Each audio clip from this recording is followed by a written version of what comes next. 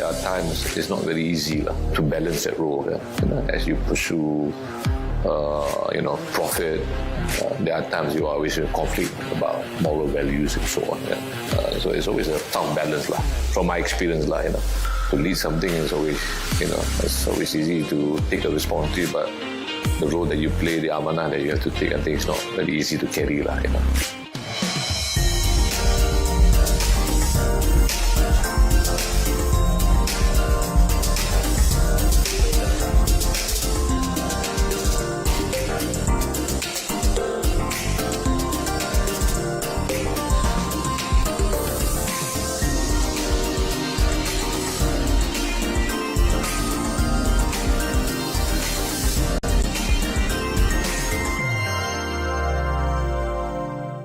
The main purpose of human creation is to worship Allah. Human beings should realize and aware that they are the best creation of Allah and they are equipped with the innate capacity to worship Him.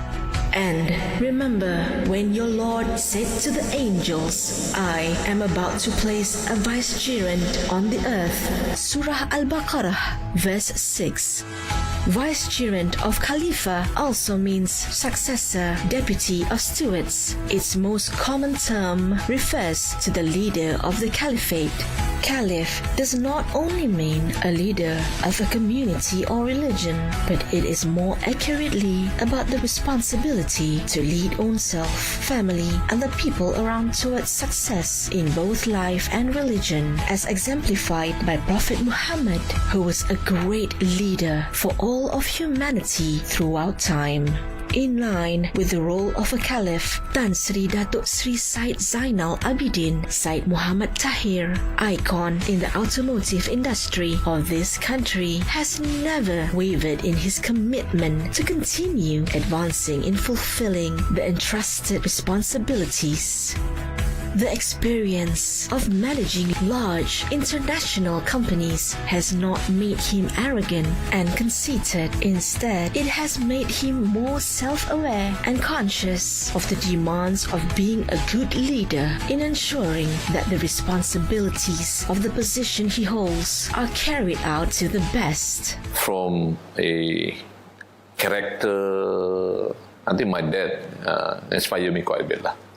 He's a government servant. He works in GPJ, he works in Kementerian Dalam Negeri, Kementerian Perumahan. His role, and he's a very honest man, but he still believes in giving education to the children. And he sacrificed everything for the family. And tak berkira sangat my father. That's from a spiritual and a person. From a work point of view, I think two people that came up to me that inspired me.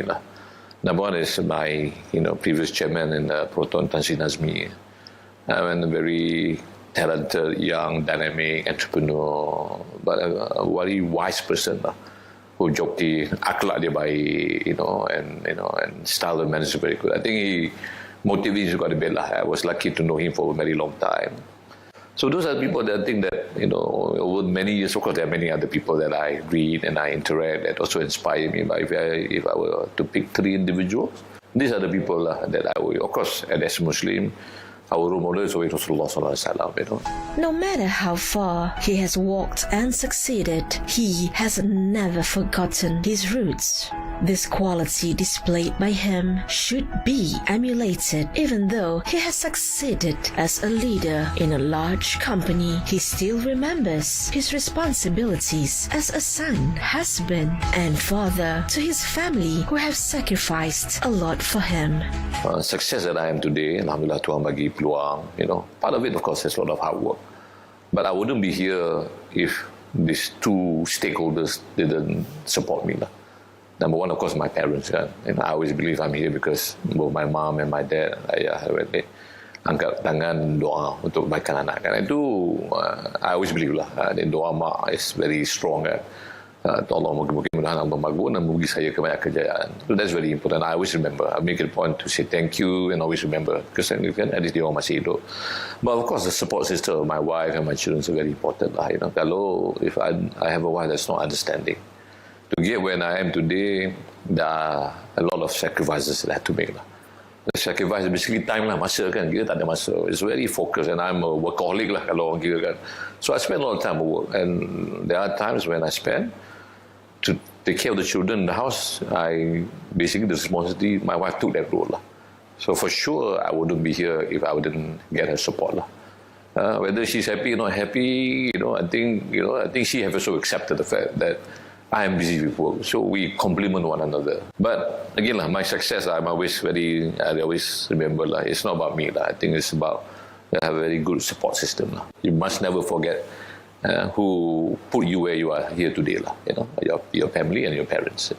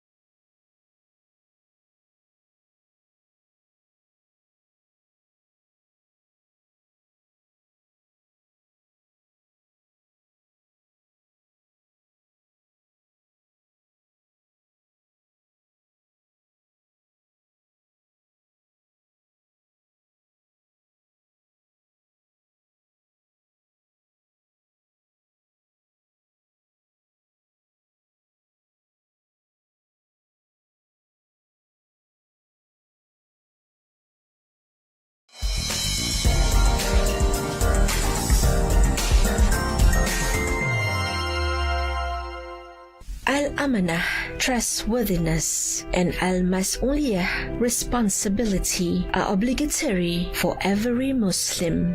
Both of these noble qualities show a character that will determine good morals in a person in daily affairs. Indeed, we offered the trust to the heavens and the earth and the mountains, and they declined to bear it and feared it. But man undertook to bear it. Indeed, he was unjust and ignorant. Surah Al-Ahzab 72. In addition to determine the future of society, it is also a determinant of the sustainability of management in an organization. Administrative affairs of a business must be handled with care so as not to be contaminated with the treacherous elements of the members of the organization. Based on that call, he is not afraid to take steps to carry out every task entrusted to him, thereby achieving success not only for himself but also for his subordinates and the organization he manages. To get success is also about to experience failures. Jangan-janganlah kita nampak orang yang berjaya 24 jam tanpa kegagalan. And the more important thing is those failures makes you a better person. So if I were to look back in retrospective in my years in all this organization, obviously there are a lot of, there are a few failures that I think I could have done better to please the people. And I think you're right. I'm a very, when you are in the business, you must be a very customer focused I always tell to my staff, rule number 1, the customer is always right. And rule number 2, if the customer is wrong, refer to rule number 1. Mistakes in action, especially when managing an organization, are not something to be belittled in his view, but rather it's taken as a lesson to help him continuously improve his skills and efficiency in managing affairs, ultimately leading to the success of the organization under his leadership. So when I was in katalah Proton for example, the main objective is always to make sure that you make the right car, the right price, at the right time. So I think one of the things that I rasa to me that rasa I could have done better is to give better quality cars to my customer. And the biggest problem today that sampai sekarang orang dengar is the famous issue pasal power window Tapi, it's been discussed in the parliament. So I think I've corrected it. I'm not sure about today whether the issue is, but those are just one example. Small little things. If you don't do properly, the customer will remember the bad thing rather than the good stuff. So I worked with him together at Proton from 2009 until 2012, and I think the chemistry worked very well. When I joined the company at that point in time, the share price of Proton is about $1.70. When we left, it's about $5.10. So they show the good relationship that we work together as a team. And I always look high.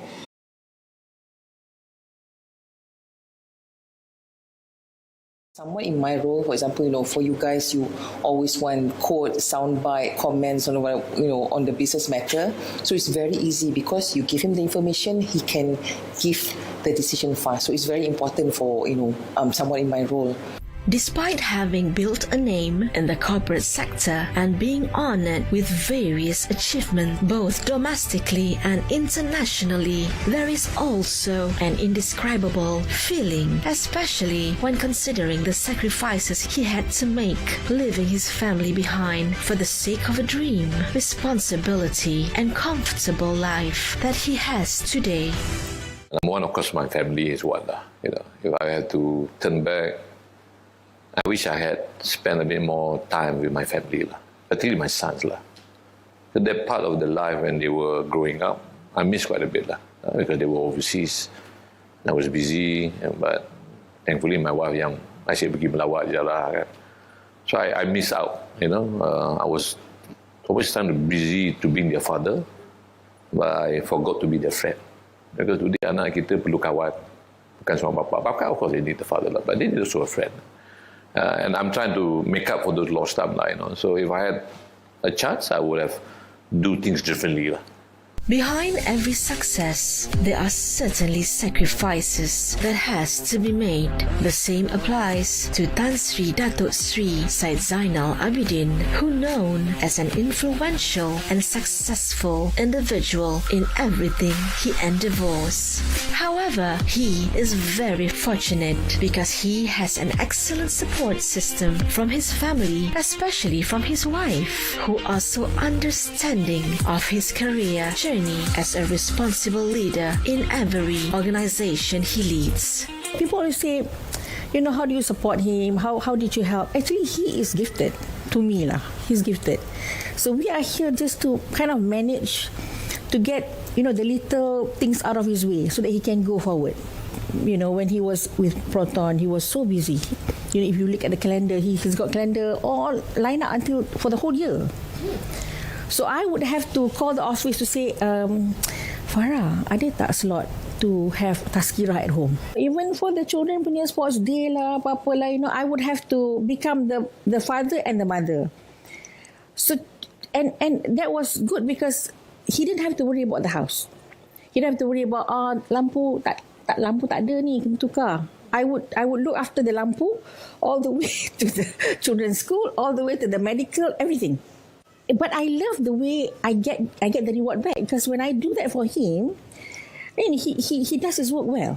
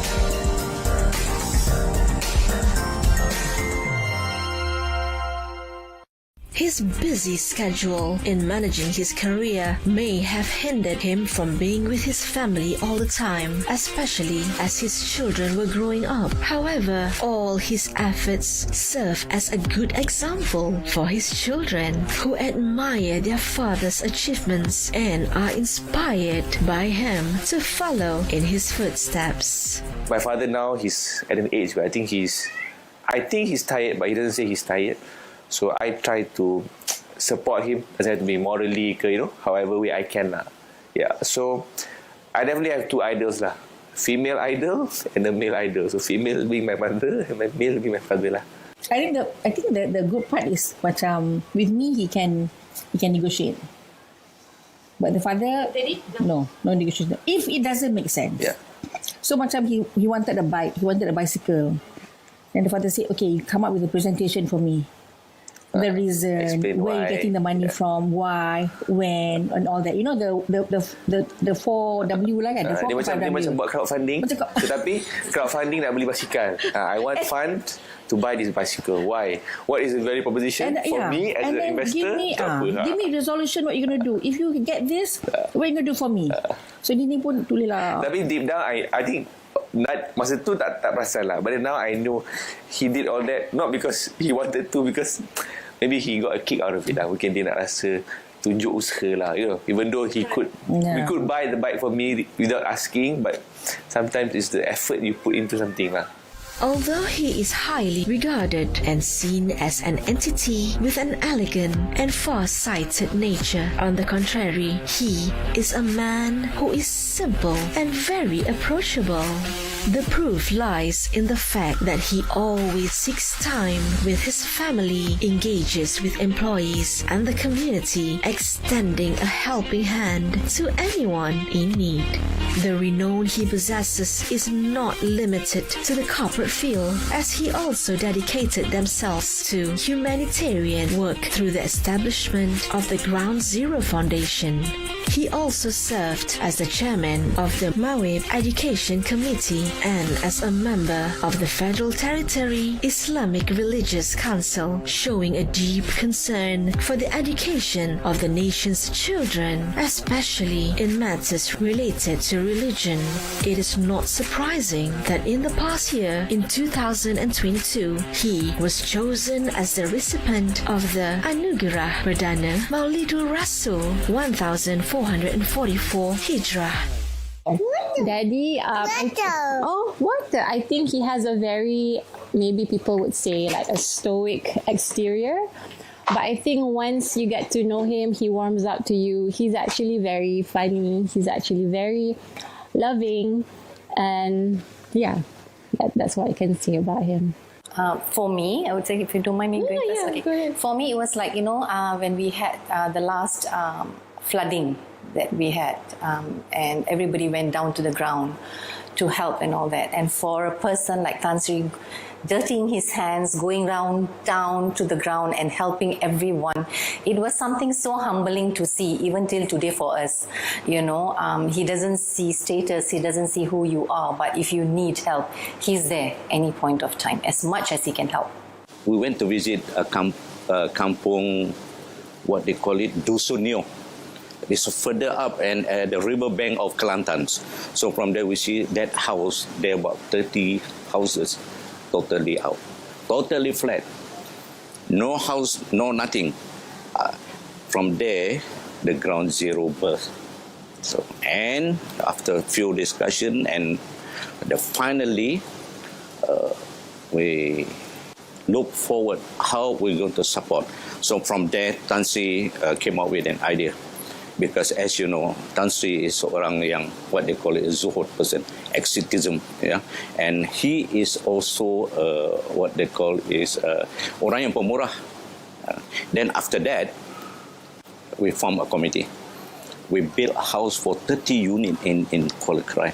Roughly, it cost at that time about 70,000 per unit, and we collected fund from various agencies, government agencies, from banks and publics. Total approximately about 22 million. in the humility he displays, he is still recognized as one of the respected leadership icons, and undoubtedly he has had a positive impact on his family, friends, colleagues, and anyone who knows him to some extent. I really hope that whatever he wants to do, may Allah grant him his wish lah. Because I know the plan after retirement, it will always come to that. I know for sure it's also not only benefiting him, but also benefiting the ummah. So I wish him the best. For Tan Sri itself, I think I've seen a lot of changes, I would say. Maybe dulu Tan Sri sedikit strict, I would say. But now I think Tan Sri is a bit more softened. He show more empathy. He also talks more about religious things, and that gives balance and also calmness when we do things with him.